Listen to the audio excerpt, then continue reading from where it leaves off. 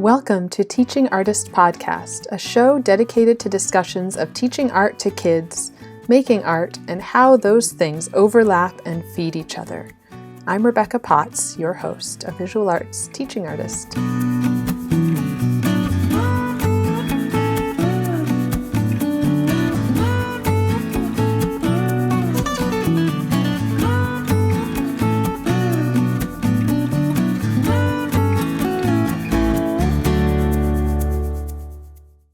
Hello, I hope you're finding time to breathe in this whirlwind back to school season. I'm definitely feeling a bit overwhelmed as I try to roll with the last minute adjustments and figure out how to go back to teaching in person. I'm nervous. It's been a long time since I was in classrooms with kids. I'll be on a cart at both of my schools and using mostly individual art kits, so I'm trying to wrap my brain around still doing some form of tab in this setting. I've also just moved. I'm not sure if you can hear the crickets, but I'm sitting in my new garage studio, which is almost fully functional now. It's a lot moving right before school starts, but it's a good move for us, closer to work and my daughter's school, into a bigger space with a yard. In my overwhelm, I am holding on to this feeling that comes with listening to the crickets at night and feeling the grass between my toes. What do you hold on to? Now, instead of a featured artist this week, I want to share a special project that Dean B. Bowers is cooking up. I worked with Dean to organize the Together While Apart project last year, which she took to heights I didn't even dream of. It was a collaborative quilt-like artwork that is now being exhibited at the University of Alabama at Birmingham's main hospital. Then we'll travel to the Hickory Museum of Art in North Carolina, then the MCV VCU Hospital in Richmond, Virginia, before settling as part of the permanent collection of the University of Virginia Medical Center. It is also appearing in the magazine What Women Create and was featured by the Smithsonian in the online exhibit Stories of 2020. So, needless to say, I am so excited about Dean's next collaborative project. Here she is to share more about it. Hi everyone, my name is Dean Bowers. I'm a wife, mother, and artist living in South Carolina. I want to tell you about a new group art project I am organizing called the Fresh Start Project. With COVID on the rise again, there is so much uncertainty and confusion, and the world feels more unsettled each day. It is easy to be weighed down by fear and anxiety. The goal of the Fresh Start Project is to find a healthy, productive way to channel the negativity and appreciate the present, as well as look towards the future with inspiration and hope. COVID has dampened their spirits and left us weary. A new perspective will encourage us to delight in the precious moments life has to offer. That is precisely why I have created the Fresh Start Art Project. Finding an opportunity to explore what a fresh start means is exciting and hopeful. Using creativity to identify our many blessings and anticipate our possibilities will be one of the hallmarks of this project. I invite you to join me and participate in exploring what a fresh start means to you. You do not need to be an artist or have special creative skills to join this project. You just need to be open to try and willing to experiment. Art will not be the only form of expression we use. Writing, poetry, music, meditation, flower arranging, dance are some of the ways you can explore making a fresh start. The materials that you need will be provided, and the only costs will be minimal to cover mailing expenses. You have the freedom and flexibility to design your own composition based on what a fresh start represents to you. You will have 3 months to complete your piece and are able to do this on your own timeline and on your own schedule. You may contribute more than one piece as well. There will be a confidential and private Facebook group where you can connect with other project participants if you choose to do so. There will also be optional activities to spark creative play that use our 5 senses in fun, imaginative ways.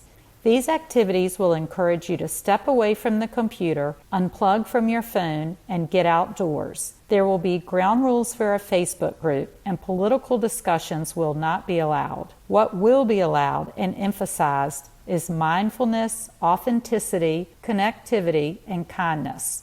Your final contribution to our project will capture your reflections on what a fresh start means to you. Once I receive everyone's pieces, I will organize them in a colorful, large composition that embodies the ideas, the joys, and the possibilities that we celebrate. This large collaboration will become a piece of public artwork that we will donate to a deserving nonprofit or medical facility. It will convey a message of positivity and hope to all who come in contact with it, and it will be a beautiful example of how to graciously move forward with joy and happiness in spite of difficult situations. If you are interested in learning more, please contact me at deanvbowers@gmail.com. Official signups begin in early September, but you may reserve your spot now. Thanks so much, and I hope you'll join us.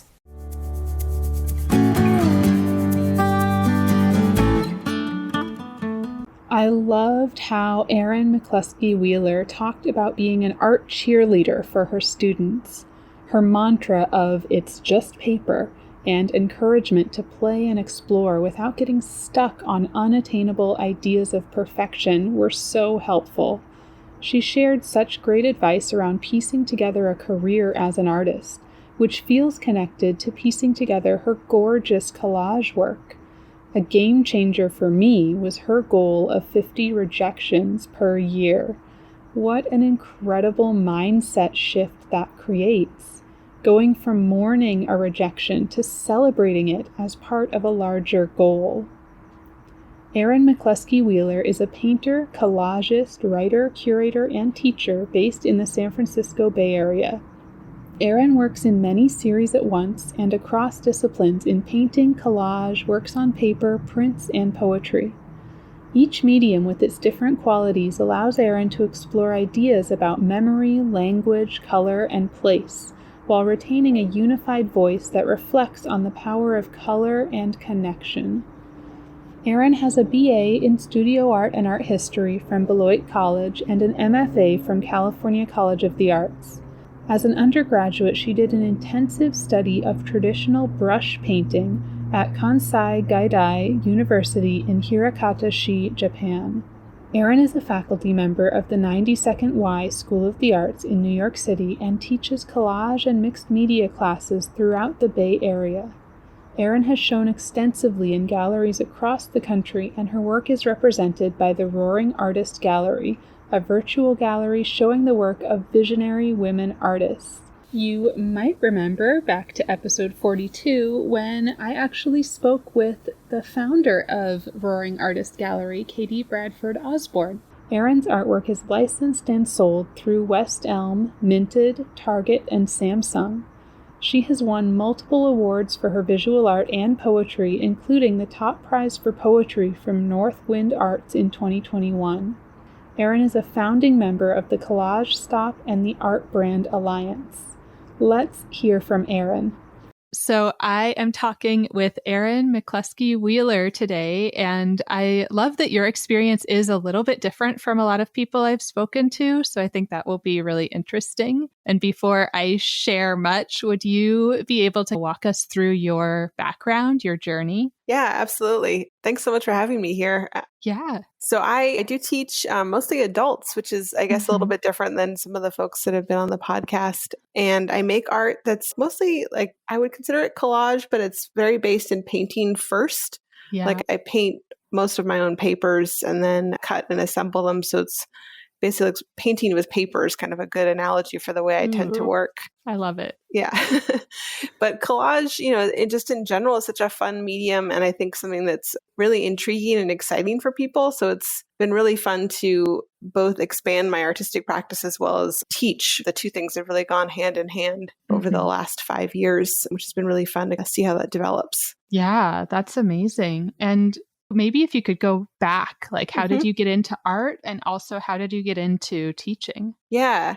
I mean, I think like many of us, I was really always wanted to be an artist, or maybe Mhm. not all of us, but and at various points, he was like, oh, maybe I'll be a marine biologist, or maybe I'll be, something else. But art was just always kind of the thing that I wanted to do most. Mhm. And I went to a liberal arts school for undergrad. So I was one of a very small cadre of art students there, which was really fun. We were really experimental. We did kind of a little bit of everything, like some Mm. printmaking and performance and installation. And there was a lot of just really interesting collaboration that happened at Beloit College in Wisconsin. Mhm. I went to grad school at CCA back here in the Bay Area where I'm from. And that was a little more rigorous, or just a little more, it felt like everyone was a little more siloed kind of in their disciplines. So I was actually there in the creative writing program. Oh, wow. And I always felt like I was kind of like looking over the fence at the art students, like, what are they doing over there? But there wasn't a lot of chance to sort of mix and mingle, which was strange kind of in retrospect that we weren't offered more opportunities to collaborate and work together. But I graduated from grad school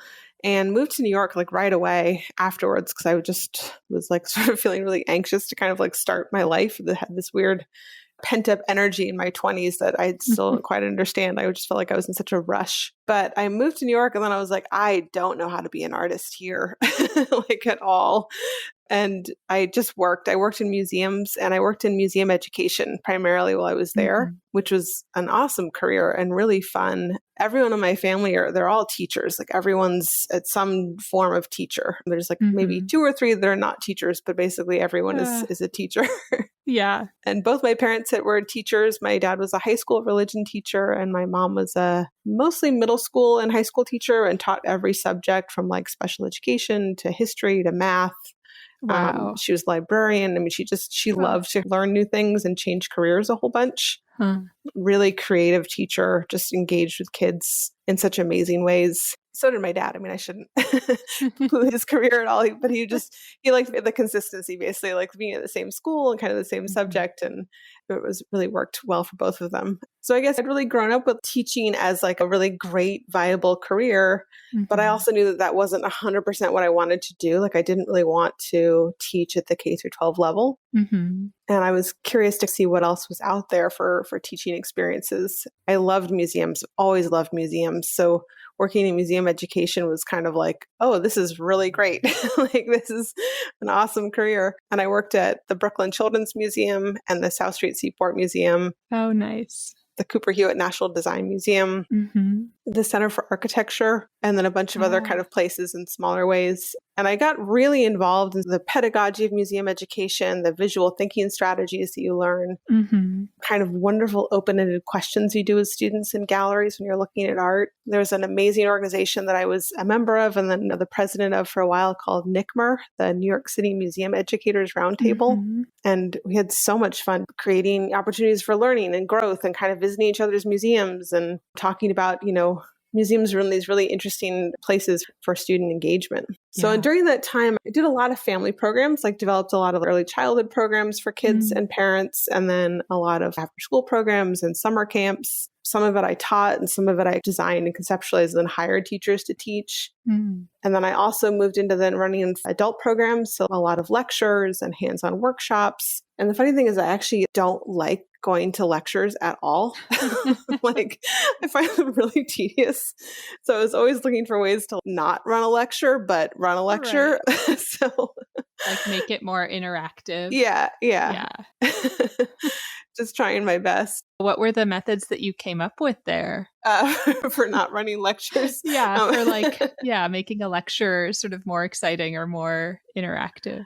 Yeah, I guess trying to do more small group things, so Mhm. like there'd be some amazing speaker and then we would more facilitate kind of small group demonstrations Mhm. or, smaller workshops or going on more site visits and tours. Mm. And also just interesting pairings and groupings of people. That was another kind of Mhm. strategy, just putting together interesting people on a stage. Like if you did have to do a lecture with people sitting on a stage, like what could be a really cool grouping that you could put together? Yeah. I remember after the big earthquake in Haiti, which I'm forgetting what year that was, 2009 maybe, there was my boss at the Cooper Hewitt was like, we need to do something about this because there's so much about sort of design and architecture that's really impacting the recovery efforts and like the devastation there. So I put together this really cool panel. I thought I was really excited about it. That was people who worked in disaster response, like NGOs, people who were like on the ground and like coordinating efforts to just respond to disaster. And then I found this amazing grad student who was Haitian studying in upstate New York at, I think, RIT and working in architecture and design and structural engineering. And so he was like, oh yeah, I'd love to come. So he came down on the bus and joined the panel. And we just had this great conversation about how designers can really impact and shape disaster preparedness and recovery from disasters too. So like that kind of stuff was really fun, where it was like, okay, here's a topic, find some people, go. Yeah. You know, pretty interesting. And then also just really fun too to like get to create really interesting kinds of family programs that were very different from maybe what the usual kind of craft activities. I remember getting to work with this amazing graphic designer and illustrator, Mike Kelly, who at the time had his sort of big claim to fame was he'd written a book called Hand Job. It was all about hand lettering with this sort of like really funny title. And so I had to introduce him to this room full of families, be like, this is Mike Kelly, the author of Hand Job. You know? But we did this cool activity where the kids like designed houses using the shapes of letters, like alphabet letters. And it was really super fun. So yeah, it was a great time kind of being in New York and getting to work in that arena for sure. Yeah. I was in New York in the early 2000s and remember like I took kids on field trips to the Center for Architecture for some of their programming. Awesome. That was such probably cool me. Programming. Yes. I was thinking like, maybe we crossed paths then. Yeah. That's really cool. I guess it was 2005 to 7-ish. Oh my, that's exactly when I worked there. Yeah. Crazy. Yeah. That's really funny. Yeah. That space was amazing because it had been built as like the AIA's kind of like a membership space. Like they kind of debated a bunch, like, should it just be a clubhouse or should it be a public engaging space? And the crew that wanted it to be a public engagement space won. And then so they built it and then they were like, and now we don't know how to get the public here. So when I came on board there, they had like kind of a really small education team with not a lot of experience. And they were just kind of doing like, you know, their sort of usual things, but they hadn't really gotten very far off the mark yet in terms of like real deep public engagement. And so I was like, okay, well, let's do a summer camp program. Like, let's do after school. Like, let's, you know, and the monthly family programs were things that I started there and they were huge. It was like, we expected maybe 10 families and we'd have 100 families show up. Wow. And they were so fun. It was like, you know, lighting design for kids and like, you know, design your own school and just really fun and open-ended kind of projects. And it was never just all like architects and their kids either, which was nice. It was always a nice mixture of people. Yeah. That's so cool. I'm so glad you were there and kind of got to experience that great space. It was really a fun place to work. Yeah, it was beautiful. I was working at the Bronx River Art Center and brought in a friend I actually went to undergrad with who was an architect, but was like just interested in teaching. So he was he was an architect, a visual artist, was like collaborating with him on this class. And he suggested going to visit the Center for Architecture. So I remember going down with, I think it was, you know, like these two guys, this artist and architect, and then a group of high school kids from the Bronx. Oh, that's awesome. Who were just like loving seeing all the different little models and so cool. Getting to kind of like pick the brains of other architects and talk about like, how do we actually, you know, career issues. I feel like that's huge for, especially in high school. Like, how do we get to be in this career if this is something we're interested in? Yeah. And then also just kind of playing around with materials that they maybe didn't see before. Like, I guess you were talking about a little bit different from a lot of other museum programs where it's kind of like craft materials. And I loved that it was more sort of professional materials. And then also this connection to careers and connection to like real design problems. Yes. Yeah, really. I mean, I've that's kind of been a sort of, you know, in all my sort of education work that I've done, like in teaching, I've always loved teaching, especially at the K-12 level, teaching like design thinking and sort of getting kids excited about the idea that like they have the power to, you know, they don't like their backpack, they can design a better one. You Mhm. like there's real opportunities for change there, which is, I think, really exciting for kids. Yeah. I sort of jumped past it, but I did actually, when I was in grad school, I was a middle school and high school teacher. Ah. I was like a 4-10s teacher. So I taught 2 full days a week at a charter school in Alameda. Mhm. And when I got the job, they're like, we just need some elective classes. You can teach whatever you want. And Wow. so I did end up teaching a design and architecture class, because I got there and I met some of the kids and they're like, we can't draw. We're scared of drawing. We hate drawing. So I was like, all right, well, let's do something different. Like, let's just try this and see what this is about. And they totally had such a blast. We did a whole unit kind of designing cities, where I gave everyone a currently inhospitable location, like someplace where humans don't live. And they had to design a city for that location. And that was a multi-week project and really fun with like 7th through 12th graders. Yeah, that's amazing. Yeah. And then how did you shift into where you are now? Yeah. So when I moved back to California, I started working at CCA, where I'd gone to grad school. And I worked in career development, which was probably my most favorite job, because I really like the energy of career development, where people are like, I have a concrete problem right now that I need to solve. And then you give people a bunch of ideas of how to solve that problem, like get a job, find, art opportunities, make a website, whatever it is.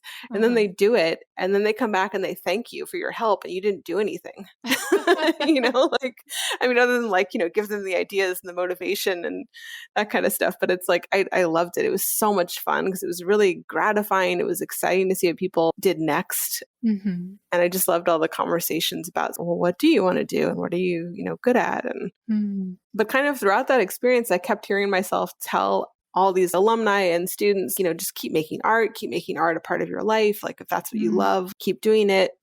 And then at a certain point, I was like, I haven't made art for 12 years. I literally haven't even cracked open a sketchbook. And I was kind of like, and I feel like I was pretty good, I think I should try again.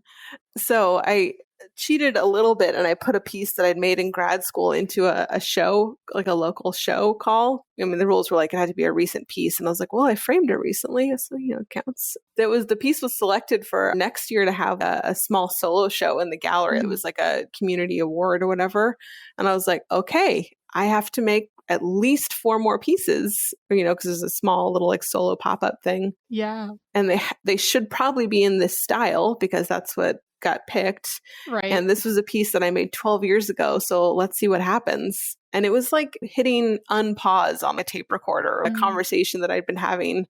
It felt really actually pretty easy to get back into that way of working, which was like cutting things up, things that had a lot of effort kind of already put into them, like a lot of papers that were painted and printed, cutting them up and finding the magical moments, and then putting them back together again and drawing and painting on top of them. And so I got back into it, and I was like, well, I can't stop now. I have to keep doing this. And, my time in career development, I'd learned a lot of strategies about how to actually make it as an artist. I knew I would have to have a pretty wide range of things that I could do in order to make money and make a living, and also just get my work out there into the world. So, and I also just gave myself a really generous timeline, telling myself, you can have as much time as you want, or as much time as you need, until your income from art exceeds any income you could make from a part-time job. So it's kind of like my threshold point that I put out there for myself. And then I just committed to only working part-time jobs, so that I could have enough time to make art. So it was a bit of a shift, because I'd been like an executive director and a program director and kind of pretty high level in the world of museum education. And then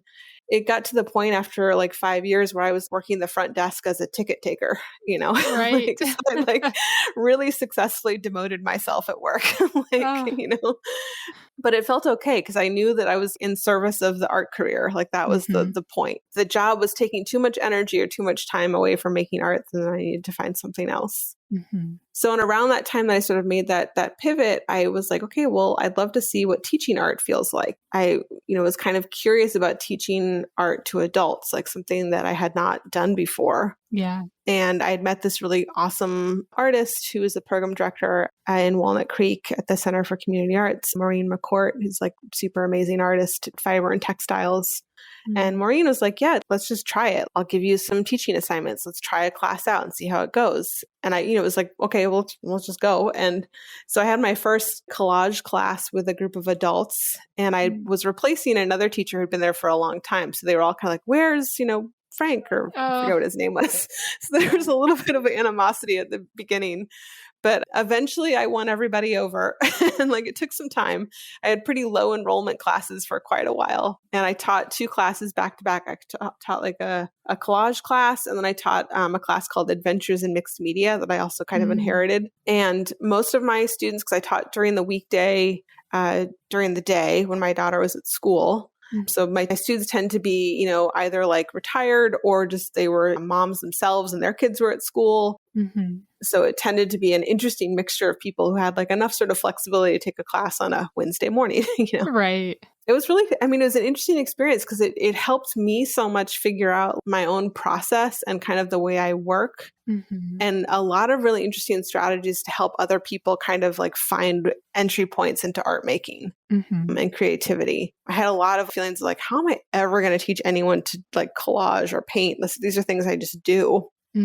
But it was really interesting to see that kind of exchange with students of showing them a project, like let's spend today looking at one color and like just do a single color collage. How does that change the way you think about form and composition? And it was, just really great to kind of have that exchange with students. And I found that I really loved teaching adults. It was especially exciting where like people who'd had whole other careers and like, they'd raised families and they were done with that. And they were like, now it's my time. Yeah.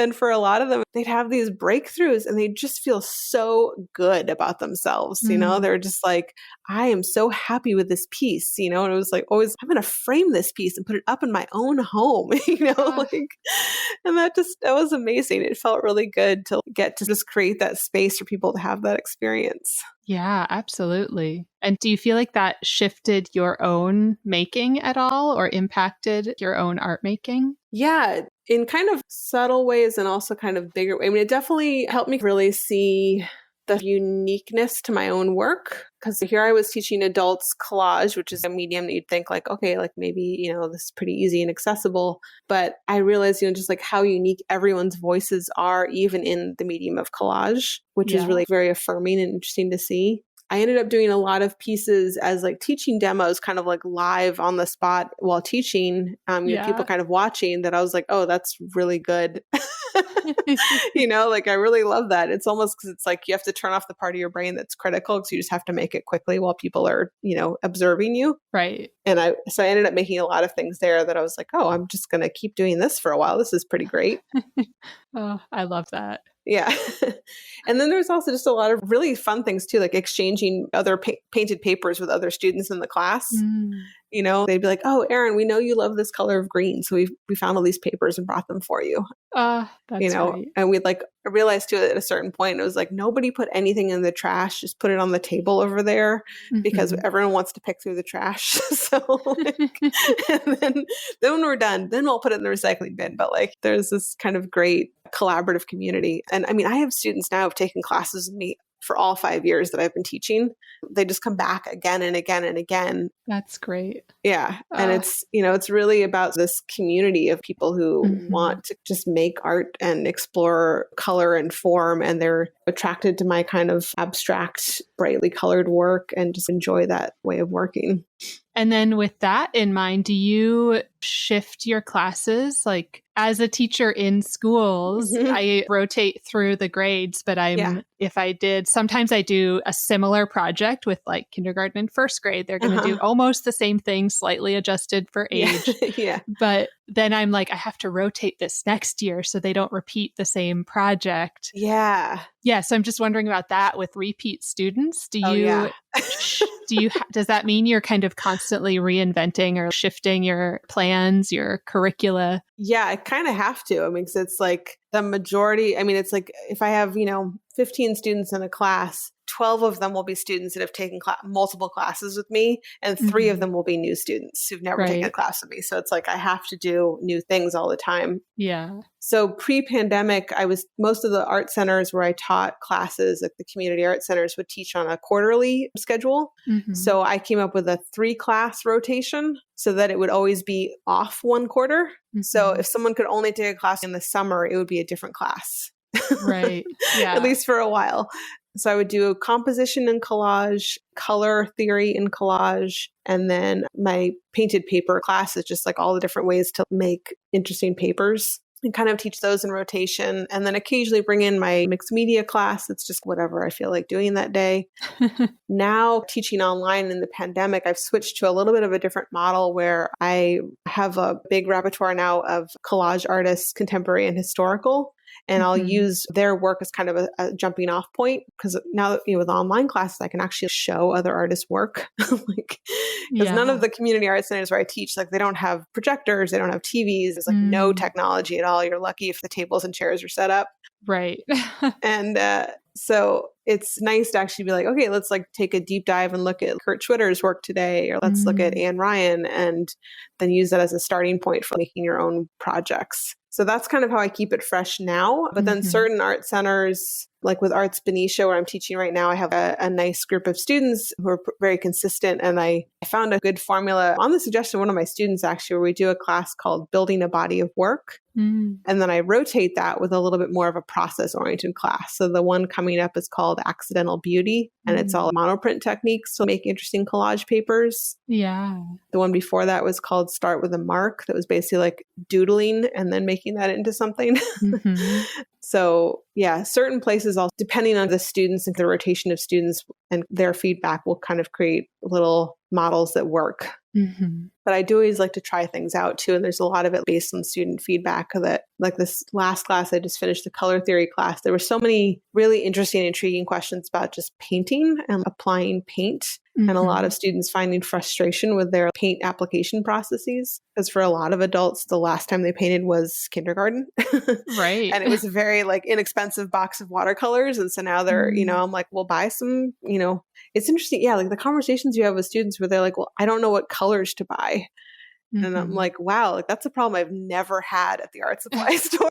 Like, like, and it's interesting to kind of then like really help students find strategies for what are your favorite colors. And, they end up buying such vivid, intense colors always, which is so interesting to me. I'm like, I can see your house in the background of your Zoom and it's all neutrals and like you're wearing neutrals. Like, why did you just go and buy this like electric purple at the art supply store? And then you're sad because the color's too intense and like, so it's just it's really funny. It's so interesting unpacking people's relationship to color and like trying to help them see it in different ways. And adults are, they're very critical, very self-critical.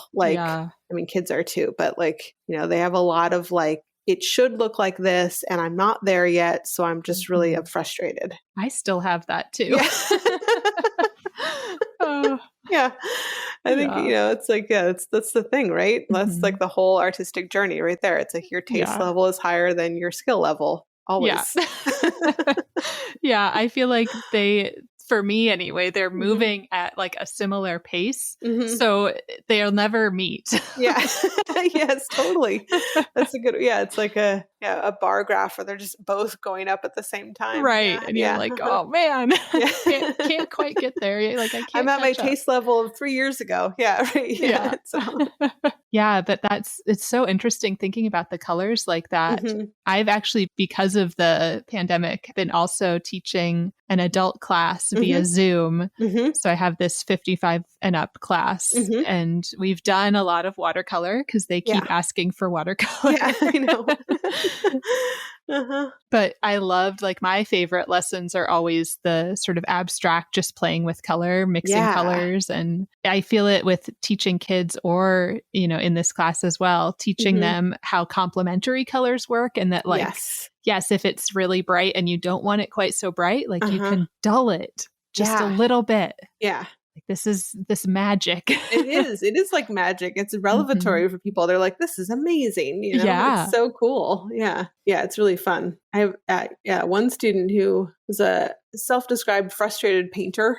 And I think she'd been a lawyer in her previous life, was retired. And she started taking a collage class and she's like, I just have so many bad paintings. I need to cut them up. And I was like, great, you're in the right place. But she would make these copious notes about her process all the time, which is so interesting and so opposite of the way I work. But I was just kind of fascinated. Like she would document the different layers and make Xerox copies and photographs and tracings and notes about the color mixing. And it was really interesting to watch the way she figured out how to be an artist from this very different perspective of art making. But she's had these incredible breakthroughs and asked me the other day to help her curate a little online show for her church community to share with them what she's been working on. And we were looking at it and I was like, Madeline, you have like 100 pieces of art here that you've made in like 6 months. These are really good. It was really amazing just to see. I don't know. I just love when someone just gets bit hard by the art bug and are just deep into it, and she'd also taken sculpture classes at College of Marin and just been really pushing herself in neat directions too. But there's just a lot of students that are just such like a joy to get to work with and hear about their process and how they're working on things. Yeah. Yeah. I feel really lucky actually that I have so many students that take classes with me for so many years. Yeah, that's amazing to see that progression. Yeah. Yeah. And I feel like elementary teachers can maybe relate to that, seeing the kids keep coming up. Totally. Yeah. Especially if you get to cycle through the grades and it's like, oh, I remember you from kindergarten. Here you are in fourth grade. It's like, yeah, that's really magical too, to kind of see that. Yeah. It's really cool. And kind of going back to that idea of, I almost think of it as like creative block, that all ages get that at some point. But I do feel like what you said about, adults often being kind of closed or just stuck, like I want it to look this way and it doesn't. Yeah. How do you, as a teacher, help people get past that? Yeah, I think I have some little mantras that I always tell students and then they repeat back to me, which I think is really cute and really funny. Yeah. So I always tell them it's just paper and perfection can always be farther down the process. Like this might be step, 3, but there might be like 30 more steps in this piece to make it where you want it to be. Right. And so you should just keep going. Maybe also you're just learning something about the way things work in this piece. And this isn't the finished one. And, turn the page and keep going, like make the second one or the third one and see what happens. But yeah, I try to with all the students, especially if I know they're kind of struggling with like finding things that they're excited to kind of keep working on. We try to sort of find like, well, what is it they're really, what are their things that they're really excited about? And maybe it's, they would love to make, more art that includes flowers, they're just really excited about. They're also like gardeners or, they have like other kinds of projects they really love. Like, okay, well, what are ways that we can play with like flowers and abstraction and, kind of those wonderful botanical forms and colors, and what would that kind of look like for you? Everybody always has some, even if they don't recognize it, there's always some really interesting kernel of like a great idea in there. And it's, I think really one of the fun, amazing jobs of being an art teacher is getting to sort of spot that and be like, oh, right there, like that's really good. Like do more of that. And I think that's a really exciting thing to kind of, it's like, you're just like everyone's art cheerleader, you're kind of just like encouraging them and like finding the things you're like, that's great. More of that, please. And I think, people don't get enough of that in their life. So it's like, why not do that in their art class? Yes. I love that. The art cheerleader.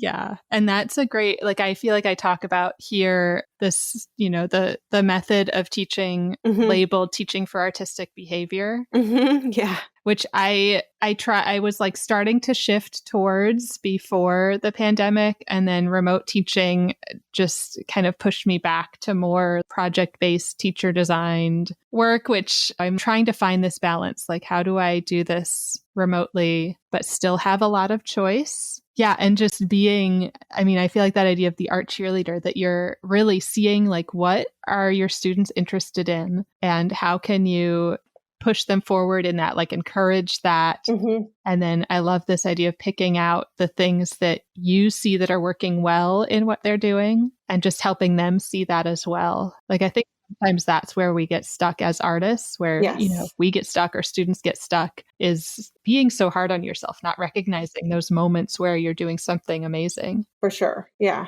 And that's also, I think, also was my job in career coaching too, which was interesting. It was like, listening to people talk about their interests and skill sets and being like, well, that's great. It sounds like what you're saying you want to do is this, or just kind of that reflecting back for people where their real strong gifts are and where their real strong interest is, which is, I think, the magic formula for finding success moving forward, and also just finding happiness with making art and being creative. Yeah. And I love that too.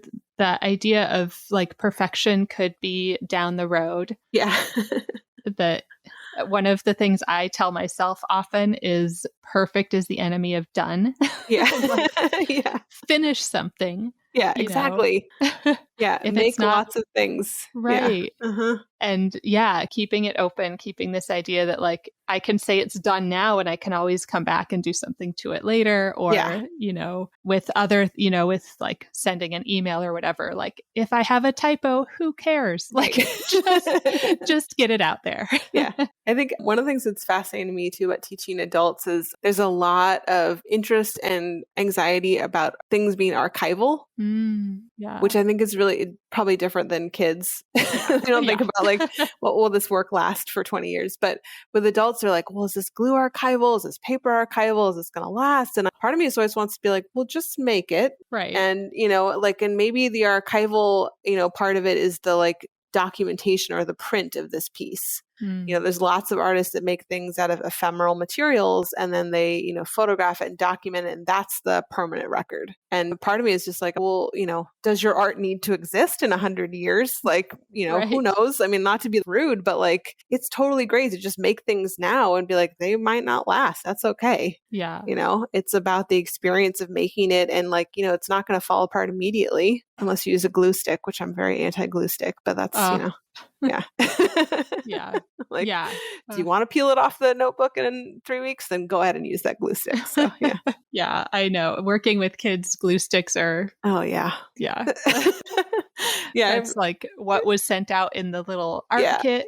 It's so challenging. Yeah. I'm always like, this is not really archival, but Elmer's glue all. If you're going to go with like a school glue, not even the school glue, because that's not as good. Like Elmer's glue all is the thing. It is. Yeah. It works great. If you don't want to get yes paste. Yeah. Just far superior. Yeah. Yes. Yeah. So it's like the archival question comes up a lot with adults. And then also the sort of fear of gluing, the like, is this done yet? I don't want to stop moving the papers around. Yeah. And that sort of glue anxiety, which is where I have to keep telling them it's just paper. And you could glue it down and then you could cut it up again and re-glue them. Like it's fine. So like just finishing things is really hard, I think, for adults. They have like, which is also different than with kids. Like the handful of times I still go in and teach a group of kids and I'll have like a couple of projects, in the bag. And then they have done all 4 projects I've planned in 15 minutes. And I'm like, oh man, like so different than working with adults where I go in there with 4 projects. They're like, we're not done with the first one yet. We need more time, Yeah. So it's really, it's a different set of questions and it's sort of a different set of worries about the art making process, right? Because everyone's got things they worry about, but they're all things I enjoy kind of talking with people about and figuring out and helping them kind of manage sort of strategies to get past those things as well. Yeah. Yeah. The archival question is a really interesting one because I feel like I'm not even good about. Right. It's something I'm having to think more about now as I'm actually, working with galleries and, trying to sell work. It's like, wait, if somebody buys this and it like disintegrates in 5 years, they're probably not going to be too happy about that. No. Yeah. Yeah. So it's a question definitely that's like worthy, but when you're, I feel like when you're in the class and you're there just to experiment and learn and kind of figure things out, like that should not be at the front of your mind. No. Yeah.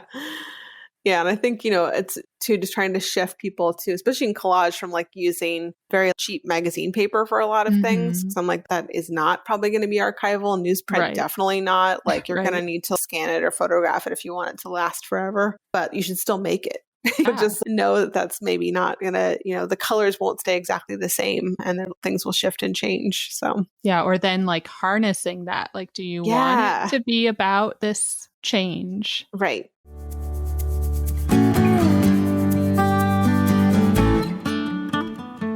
I would love to, I feel like we have a little bit, but I would love to talk more about your work. And maybe you've described it a bit, but maybe if you could describe your work and even sort of go into the thought process behind or the concepts behind your work. Yeah. I actually had like a professor, and when I was in grad school, I took a lot of undergrad fine art classes while I was there. And this one professor was like, well, none of your work is finished yet. You should bring everything in, all the things you feel really precious about that you've been kind of hoarding and saving, all of your papers. He's like, I know you have them. Like, bring them in. I want you to cut them all up, reassemble them, and draw and paint on top of them, which I was like, had no idea at the time that he was like giving me the formula for like how to make art that like felt really good for me to make. But I did that first piece and I was like, yeah, this feels right. And I think because in a lot of ways, I have kind of like an art restoration approach almost to my making. I'm freakishly good at color mixing paint. Like I can just look at a piece of paper and come up with the exact same color really easily on my palette. It's like a weird talent that I'm like, I really should have been an art restorer. Like this is, That's amazing. Yeah. It's funny too. My students are like, how did you do that? And I'm like, that's the one thing I really can't tell you. Like I can look at a color and break it down into its parts in paint in my head really easily. So the fun part for me is making a lot of messy kind of bad paintings in the service of then good collage later, mixing in lots of interesting kind of elements. I love kind of mixing in cyanotypes and prints and, old postcards and, kinds of bits of photographs. I love photographs that are like overexposed or like the color correction's wrong. And then getting to then play with the idea of almost like bringing that forward and kind of glorifying that bad color correction with the paint and the drawn lines and kind of piecing things together again. There's definitely kind of a theme of fragmentation and pulling things back together. My forms always kind of echo landscapes. There's a lot of white space, just the expansiveness, looking at the sky. As an undergrad, I studied traditional brush painting in Japan, which is all about white space and also just about like the certainty of movements. Like you'd spend a whole month painting bamboo so that you could paint bamboo without thinking about painting bamboo. You're just like building that muscle memory because it's with ink on very absorbent paper, the rice paper. So the second you put your brush down, you have to keep moving or else you're going to get a big blob of ink. So I think that really honed my way of thinking about art where I'm very decisive and we'll just be like, okay, let's glue it. Let's put it together. It's ready to go. Definitely my work too always starts with color as like sort of the main inspiration point. Like I put together big stacks of color of all my papers that are all have like a color story together. And then recently I've kind of moved to actually building the collages not on flat pieces of paper, but actually more sculptural because I loved those piles of paper so much. That sort of starting point of assembling all of the colors and all the papers was just so joyful that I have been figuring out ways to actually create three-dimensional collages that are kind of floating off the wall where the papers are just kind of connected to each other. Yeah. And so that's been really fun to figure out. Yeah. So there's always this kind of really upfront effort that is just about collecting, finding, amassing things. I think during the pandemic, I've tried to be more mindful about using my current paper stash. But as a teaching artist, I'm like always generating more paper just as demos and like, color samples and kind of different things I'm sort of showing about painting techniques. So yeah, whenever I think I have a commission and someone's like, oh, we need these colors, I always think I have to make a lot more papers. And then I just go into my paper stash and I'm like, oh, I have tons. I'm fine. And I'm looking at some of the more sort of sculptural or like, those paper pieces that are emerging from the wall. Are you using like bits of foam core or anything in between, or is it all just the layers? There's, they have a strip of redwood across the back, just like a thin, lightweight piece of wood. And then I just build them kind of from the top down so that they have this sort of like structure to them, but there's no other kind of spacers between them. Mm-hmm. And then, I cut out the pieces to kind of create just this kind of like architecture of paper and color and forms. Yeah. And I assemble them all with tape first, and then I go in and glue them, which is always a little bit like, I hope this works. Right. I put it together really nicely. Let's see if I can figure out how to glue it. Yeah. But yeah. Or to like puzzle it back together. Yeah. Yeah, I love that. I feel like it's so interesting to hear those little peeks into an artist's process. Mm-hmm. That idea of like, okay, sort of assemble it, use tape to hold it together while you're looking at it. And then I'm imagining you kind of shifting things around a bit, like looking at it, being like, stepping back, like, all of the back and forth that goes on in the studio. Yeah, it's really fun. I mean, it's a lot of the earlier kind of large landscape pieces too. It's like I put all the papers down, all the colors I wanted to use. I just kind of enjoy that for a moment. It's, also my daughter was younger and I just had like less kind of large spans of time. So things are more pieced out just based on whenever I had half an hour. So it was like, okay, half an hour 1 is like find all the colors. And then half an hour 2 is like cut everything up. And then half an hour 3 is like, start assembling or, thinking about composition. And then like that might take a couple of days of kind of like walking by the table whenever I had time and moving things around. And then it would be like, okay, I need to find 45 minutes to glue. Yeah. And then always sort of the fun part with those earlier landscape pieces too, is then the like going back in and painting and drawing on top of them and just kind of that like really quiet color matching and finding little forms and shapes within the pieces of paper that I wanted to really draw out and things that I wanted to edit and kind of push back. And it's fun. I really enjoy the art I'm making right now. It's all really fun stuff. That's amazing. I love that, getting to that point. And I love also, like you talked about this sort of fragmentation, but then how there's, thinking of the right word, like the white space that you create, that you give, like it gives this almost like there's this structure to the fragmentation. And even the way, in the more sort of, I'm going to keep calling them sort of sculptural pieces. Yeah. Like the way the wall functions there is almost the same as that, where it's like the forms, the shapes that exist around the edges. The space of the wall becomes really important there. Oh, for sure. Like expanse. Yeah. I don't know where I'm going with that. I know. Right now it's like they all have kind of that sort of straight line across the top, which feels important. And then kind of, because then you really get to see the edges and the kind of hanging shapes at the bottom. Yeah. Which kind of also was thinking too about sort of like aerial root structures, like the plants that just make their roots in air, like, orchids are a nice example of that, or like any of those amazing trees in swampland where they're just like, okay, well, here's our root structure hanging down in the air.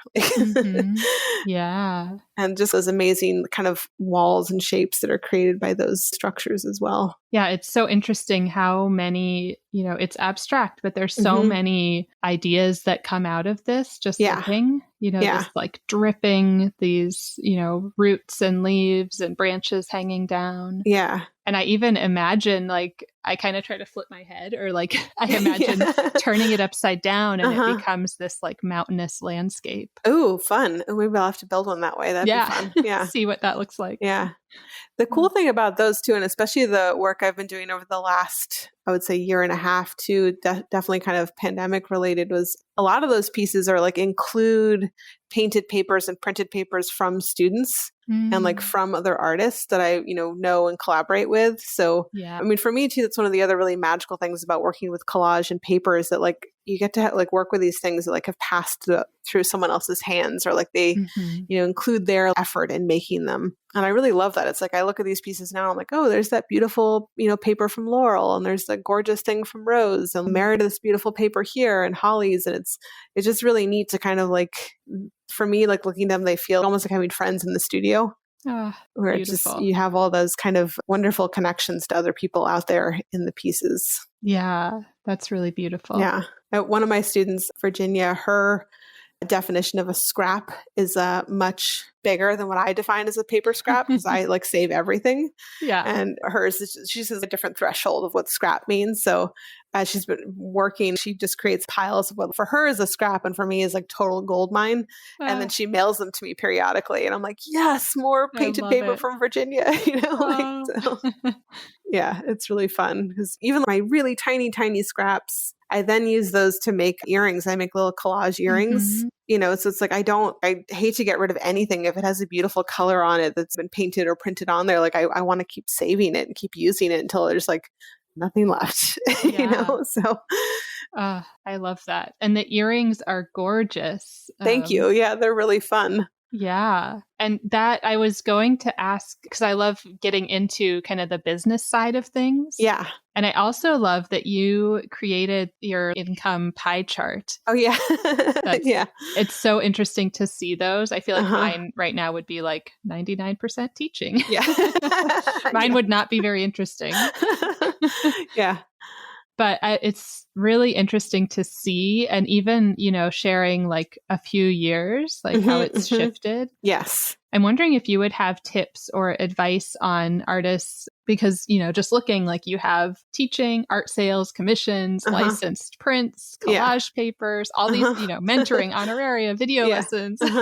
It's a lot. It's a lot. Yeah. Yeah. So I don't know if you'd have tips on kind of managing all of that, but also like really sort of nitty gritty things like how do you, set up these licensed prints? How do you sort of get partnerships with businesses or brands? Yeah. Any of those kind of tips? Yeah. I mean, I think, the biggest tip is just having a wide, like a pretty diverse kind of source of income streams is really nice and really lovely to kind of get towards. I mean, it's more challenging to do if you have a full-time teaching job. Like that's a really big thing just to juggle on top of art making. Yeah. That's a lot of work. So, but if you're kind of wanting to do more of like my kind of, buffet approach to career, which is like a little bit of everything. Right. Yeah. So any one of my pie charts, if they disappeared, like, I would still be fine, basically. Like I try and make it sort of evenly spaced so that I'm not wholly dependent on any one income stream. Right. And, year to year, one income stream might get bigger than another, and that's fine. Like you can weather that easier if you have more diverse kind of income streams coming in. So, I mean, I guess, I've been at this for a while and my collage style tends to be pretty unique and distinctive. So I'm lucky in that people come to me now with, commission requests pretty frequently, which I love, especially when people are like, oh, we want you to include, these photographs or these postcards or, this fabric that's meaningful to us. It's always a really interesting process. I've worked with Minted for a lot of years, which has been a great relationship. Like I started just entering an art competition with them online, which they have open art competitions frequently. And it's very competitive. Yeah. I mean, it's like a 3% acceptance rate. It's kind of bananas when you think about like how much work gets submitted, because there's no fee to submit work, and you can submit usually unlimited numbers of things. So, but it's, they only pick a very small number of pieces and artists to reproduce and print their work. But I went that way too because I didn't really want to get into my own print reproduction, and I still am very hesitant to do that. But through Minted is mostly where I've gotten a lot of other kind of licensing deals and opportunities. Yeah, like they've, gotten my work into West Elm and Amazing. On the Samsung Frame TV, which is fun. Yeah. And yeah, so that's been a really good relationship. But I know it's not like attainable for everyone. It's challenging to get there. I mean, I think, honestly, like my biggest secret is I just apply for a lot of things. And I go into every year with the mindset of like, I'm going to get to 50 rejections. Yeah.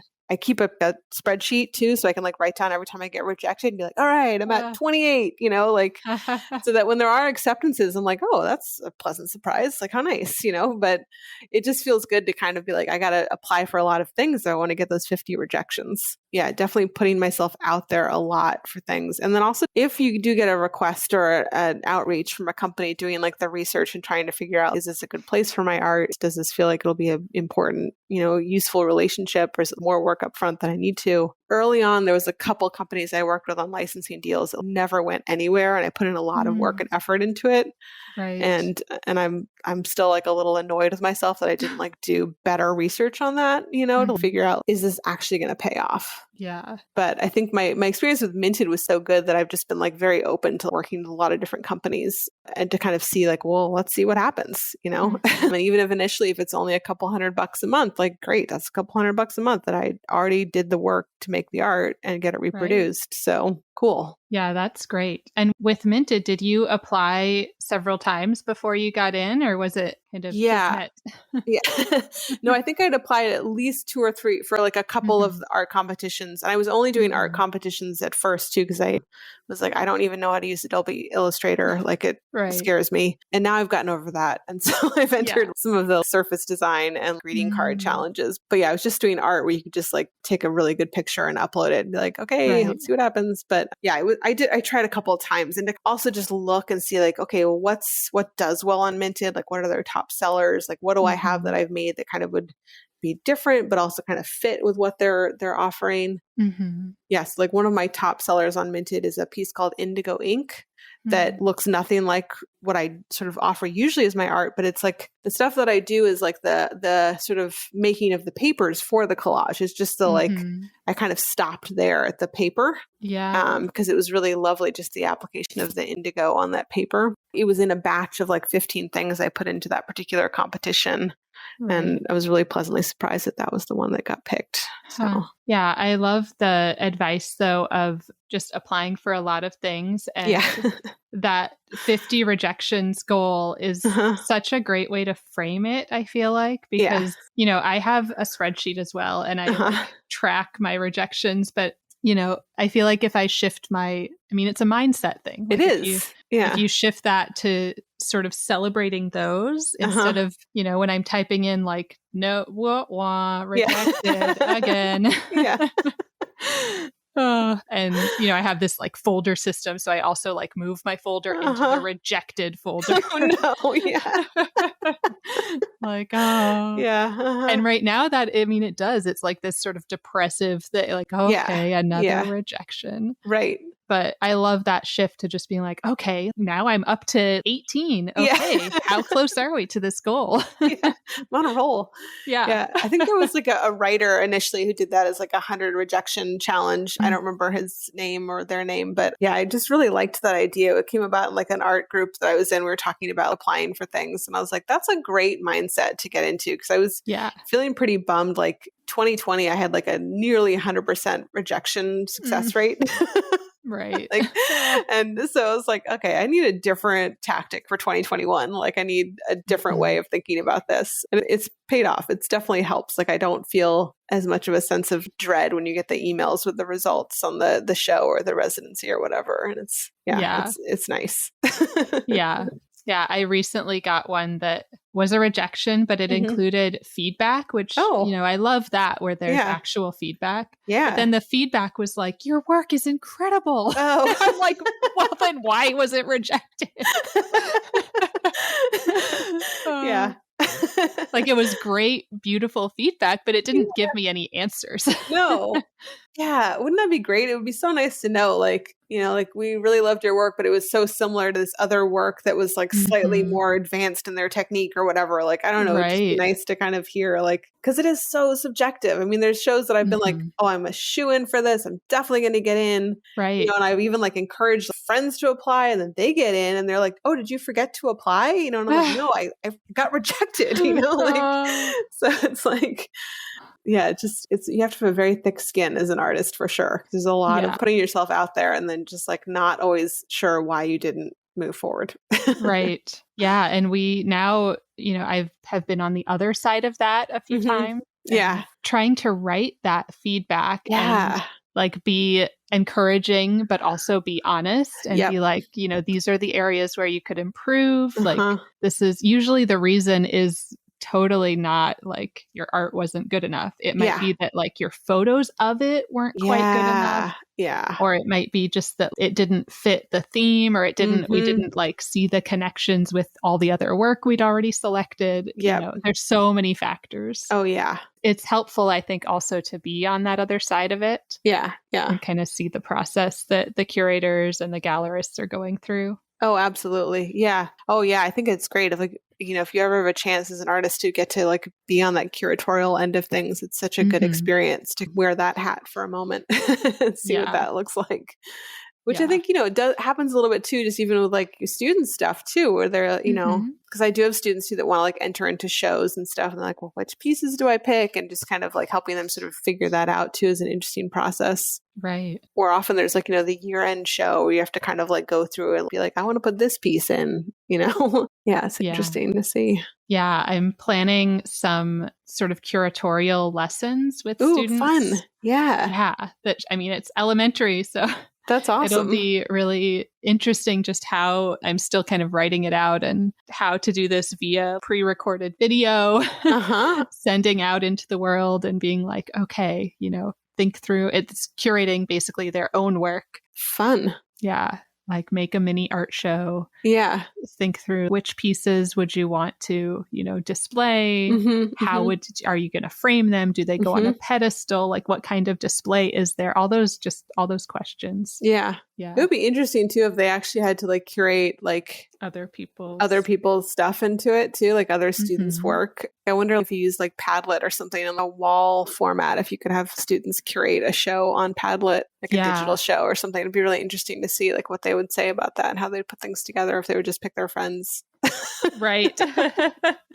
Yeah, I'd love to do that. I don't know. Yeah, the way I'm teaching right now is very strange because it's like pre-recorded videos that go off to lots of schools. Yeah. But I wonder, I'll have to bring that up and see if because then it would be like a Padlet shared between many schools. Yeah. Which could be really interesting. It would be interesting to see. Yeah. Because you can transfer an image from one Padlet to another, but I don't know how you'd sort of make sure that like people would be, I don't know, it'd be interesting to see. Yeah. Yeah. Yeah. And then like safety, security stuff. Exactly. That all of the schools are requiring. Yeah. Yeah. It's been interesting with my adult students because, so much a big part of art is like, especially in live art classes, is getting to make something and then like share it with your peers. Yeah. And so I started using Padlet early on with my students and just kind of like hoped that it would be the one that was easy enough for people to figure out. And it's been great. It's, most of my students are, not super technology. They don't really love technology. They don't have a lot of experience with it. But Padlet's been really fun to use and to share work. And also just to see the progression too. It's like I have these small study groups that meet with me, kind of like graduate study groups of some of my students. And it's really fun when they're like, oh, so I made this piece and it's in reference to a piece that I made earlier. Can we scroll down and find that one again so we can look at it? And like we'll scroll back 6 months in time and be like, yeah, there it is. Oh yeah, see the connections there with the forms. And that's great. Yeah. So it's really interesting just kind of shifting to some of the pandemic teaching. Like there's a lot of things that I've sort of learned in this last year that I'm like, I would like to keep doing some of these things the same way. Like that's really nice to have. I feel like I've done a lot more kind of community building and connection building with students this year, which has been really nice. Yeah. And having those records, like not just for yourself, but for them. Yeah. That sort of digital record is really helpful. It's really cool. Yeah. It's really, because I think we often forget how much progress has been made. Oh, I love that. Well, I would like to kind of shift us towards wrapping up. Okay, sounds good. I love to hear the variety of things going on sort of in your head, whether art related or teaching related or not. What are you curious about right now? Ooh, well, I did this whole series of paintings recently where I was trying to, it started, I don't want these like pieces on panel that are not making me excited to just kind of live in a stack in my dining room anymore. So I'd like to recycle them and reuse them. But I ended up creating all these really interesting paintings with all this intense texture and forms. And they were like very quickly, I was like, oh, wow, I just painted a bunch of planets and moons. Like, so then I got on this really amazing tangent of like, what are the surface of how the surface of the moon, like, how are those shapes created? Like, what's the process that has made the moon the way it's shaped? And then, so I started reading all these crazy articles on like the NASA website, like went deep into like, astronomy lessons and thinking about planetary geology and deformation and the moon has been shaped by moonquakes and meteorites hitting it and all these big traumatic events, but it's just such a beautiful, like placid surface that we all kind of enjoy and find so much peace and joy looking at. So that's kind of been something I've been thinking a lot about recently is planetary surfaces. Ooh, I remember there was a title and an artwork. I'm trying to remember the name of this artist. I'll have to think about it and get back to you. I'm like, there was this artist I was looking at a long time ago that related to that. and I can't remember. Oh, cool. Yeah. I'd love to see that if that comes back to you. Yes. But I love how, the work we make leads us down all these rabbit holes. Yes. Yeah. And the research, I mean, that's a thing I think is really interesting and important to bring to students. The process of an artist includes this sort of research that we do. Yeah, totally. Okay. Silly kind of just get to know you question. What is your favorite food? Burritos all day, every day.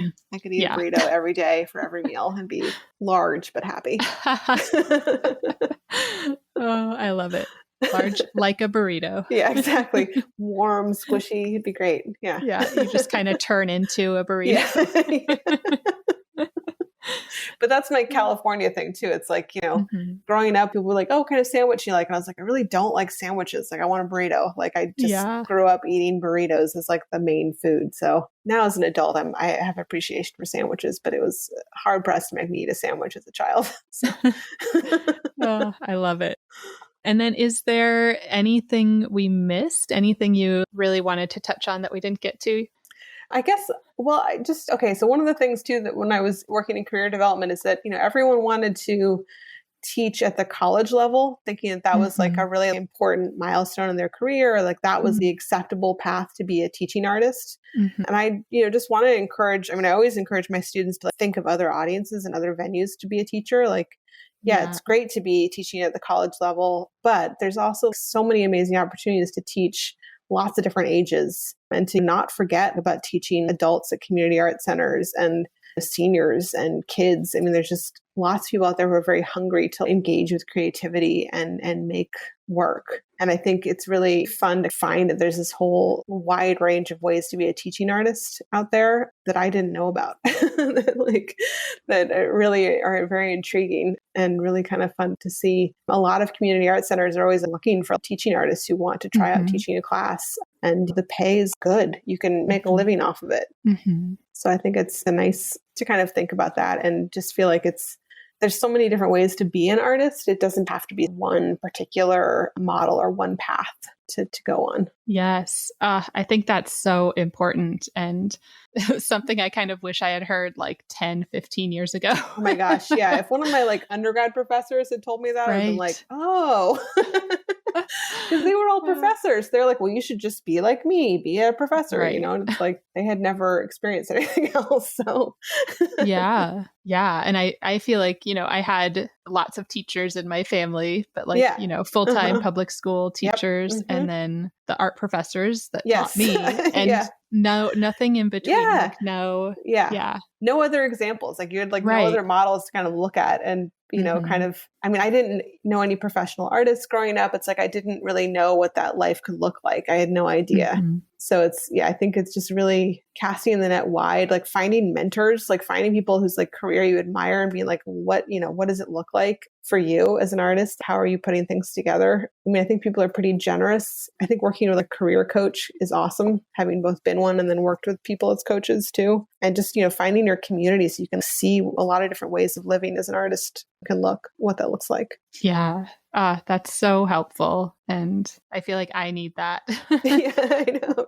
Still. Good reminder. How do you piece it all together again? And then last couple of things. Is there anyone you want to thank or give a shout out to? Always my students. They're just such a rock solid crew of source of inspiration and such a pleasure to think about and interact with. Now it's a lot on Instagram, but we have just great interactions and I really appreciate my students tremendously. I just really want to thank them for that. I think also just all the teachers who've taught me too. What an amazing gift to be part of that cycle of teaching and sharing and modeling creativity. Yeah, I love that. And then last thing, where can our listeners connect with you online? Definitely on Instagram, probably on there more than I need to be, at Erin M. Wheeler. And then my website, which is the same, erinmwheeler.com. And I'm always open to emails, and there's lots of information too on my website about,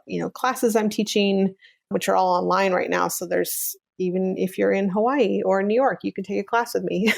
Awesome. And I still do career coaching too, one-on-one sessions. So if that's something people are interested in, you can just send me an email. We can schedule that too. Awesome. I might have to do that. And I will link to all of that as well. Great. And I did find, so the artist that I was thinking of who does work around the geology of the moon, or did work, she's not around anymore, was Nancy Graves. Ooh, cool. Yeah, she had a bunch of pieces that were like geologic map of the moon, but there, there's different like titles in there for different parts of the moon. Oh my gosh, cool. Yeah. Wow. Yeah, I was looking at her work like a long time ago. Beautiful. Oh, that's and exciting. They're so cool. Thank you for this. This is cool. Yeah. Oh man. Okay, good. I'm going to have some fun with this for sure. Yeah. All the like stuff. Textures and yeah. So great. Yeah. Thank you so much, Erin. This was really helpful, I feel like. Yeah. Yeah. It's really, I love the theme of this podcast is so cool. I think it's just so great to share lots of different ways of kind of combining teaching and art making, and which is such like a pairing that happens for a lot of people. And it's really fun to get to be part of that community. Yeah. Thank you for being part of it.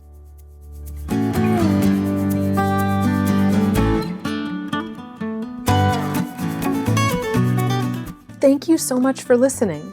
As always, you can reach me at Teaching Artist Podcast on Instagram or teachingartistpodcast@gmail.com. Who do you want to hear from? Please share your recommendations of teaching artists. And if you loved this episode, please subscribe, leave a review wherever you listen to podcasts, and follow me. It really makes a big difference. Thank you.